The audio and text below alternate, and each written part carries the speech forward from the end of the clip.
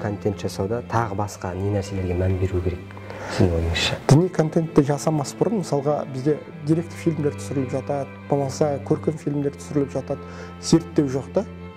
Ең бірінші, қандай аудиторияға лайықтап отырсын бұл фильмді, роликті, соны анықтап алу керек. Жалпылама болатын болса, жалпылама роликтерді көбінде исламофобияны қоздырып алуымыз мүмкін да.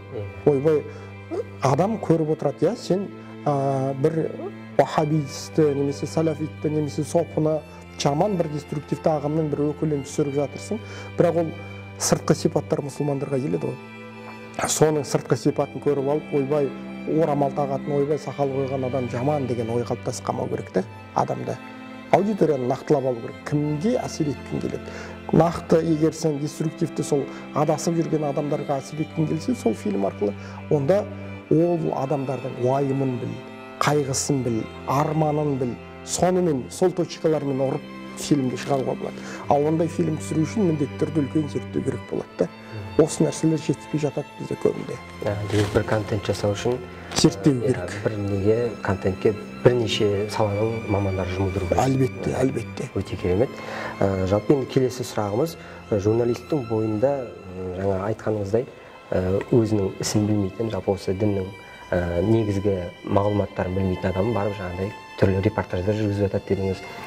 Сондай нелерге, оқулықтарға бой алдырмау үшін өзі қандай қасиеттер болу керек? Бұл тақырыпты бөліп жаруға болмайды. Журналистке жалпы қандай керек шарттар бар, бұл жерде де сол шарттар жұмыс істейді. Ең бірінші әділдік, әділ бол. Тараптарды сөйлейді. Екінші нәрсе, сен тақырыпты меңгерген болуың керек та. Меңгермей сөйлеп кету, меңгермей репортаж жасау олқылыққа алып келеді. Үшінші, педагерлікке баруың керек. Білмей тұрсың ба, жетпей тұрма, ізден, оқы, сөйтіп барып жаса деген сияқты. Өте керемет. Одан кейін жалпы біздің қоғамында дәстүрлі діннің мәртебесін асыруда, қанатын кеңге жаю үшін қандай тақырыптағы діни бастамалар жетіспейді жалпы сіздің ойыңызша? Дәстүрлі өзіміздің ханафи мазхабын көтеруіміз керек та бұл жерде. Ханафи мазхабының қызық, керемет тұстарын паш ете алуымыз керек, қызықтыра алуымыз керек. Басқа деструктивті ағымдарда тек қана күмән, күдік, қорқынышпен жасайтын болса, бізде дәстүрліде артық нәрселерін, адамға көңіліне тыныштық сыйлайтын дүниелерін паш етуіміз керек та, және тарихты көбірек насихаттауымыз керек. Бізде шүкір Аллаға деп айта аламыз, біздің тарихымыз бұл мұсылмандықпен өрбіген және әдемі дәуір, әдемі дәуірлер. Алтын Орданы алайықшы. Алтын Орда кәдімгідей 112 қаласы болған,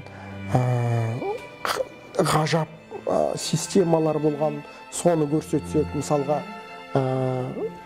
көктүріктер заманы, одан бертіндегі қазақ хандығы, оның бәрін әдемі тарқата алсақ, діннің рөлін көрсете алсақ, осы жердегі ғажап болады. Біз осы бағытта жүруіміз керек та. Бізді радикализмнен құтқаратын нәрсе ол біздің тарихымызбен дінге байланған тарихымызда. Біздің бабаларымыз ешқандай шала мұсылман болған жоқ, шынайы мұсылман болды. Жырларда жетеді, бесінші тілек тілеңіз, 5 уақытты 5 намаз, біреу қазақ алмасқа деп келетін. Кімнің жырында осындай сөз бар екен? Болмаса қалалардың орнын ашатын болсаң, сол Алтын Орданың, қазақ хандығының бірінші үлкен мешіт табылады, бірінші монша табылады, бірінші базар табылады. Бұның бәрі дінмен өрбіген нәрселер ғой. Керуен сарайлар табылады, және адалдықтарының негізі көрініп жатады. Әр қаланың түбін ашқан сайын тазалығын көріп жатамыз, ана канализация жүйесі бар, басқасы бар. Бұл біздің осылай құралымыз десек те болады, деструктивті ағымдарға қарсы. Дінге өрілген тарихымыз. Өте керемет. Енді жалпы дінге жаппай бет бұруымыз, діни сауатымыздың жақсарғандығынан деп ойлайсыз ба жалпы? Мен осы дінге жаппай бет бұру деген нәрсе асыра айтылған сөз шығар деп ойлаймын. Неге? Өйткені Қазақстанда бір 2000 мешіт бар болатын болса, 2000 мешітті көбейтейікші 500 адамға. 500 адам бар айтты. Өйткені кейбір ауылдар бар, есігі ашылмайтын. Ашып қойған мешіттер, соғып қойған мешіттер, адамы жоқ мешіттер көп, өкінішке қарай. 500-ден көбейт, мақұл 1000-дан көбейт, қанша болады? 2000-ді. 2000 мыңнан көбейткенде аржанда 20 мың, 200 мың. 300 мың адам намаз оқитын шығар. Ал жұманың кезінде 500 мың адам келетін шығар. 500 мыңның бәріміз 20 миллион адам болса, соның 1%-ке де жетпейді. Намаз оқитын инсан. Сондықтан жаппай бет бұрып жатыр деуге болмайды, бірақ тенденция бар. Ақырын. Бұл тенденцияны мемлекет, муфтият өзінің бақылауына алып отыру керек та.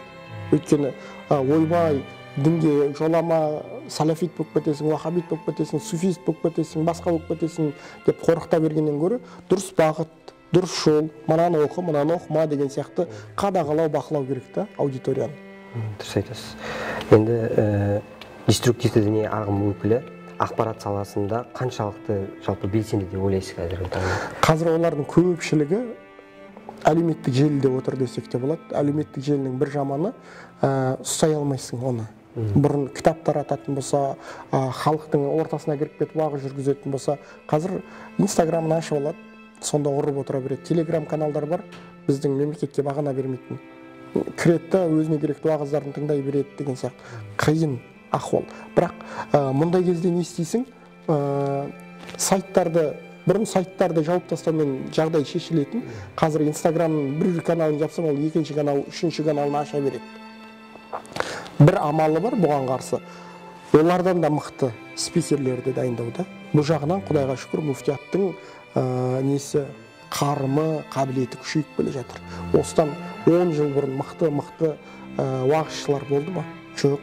Қазір кім көрінгенде өзіне таңдай қақтыра алатын білімді сондай уағызшылар, үгітшілер шығып жатыр. Бұл да үлкен жетістік дейсіз. Жалпы осымен бүгінгі сұхбатымыз өз мәресіне жетті. Осы бір қойылған біздің тарапымыздан болған сұрақтарға жауап бергеніңіз үшін көп рахмет. Сіздерге де рахмет. Құрметті көрермендер, осымен бүгінгі бағдарламамыз өз мәресіне жетті. Назар салып, зейін қойып тыңдағандар үшін көп рахмет.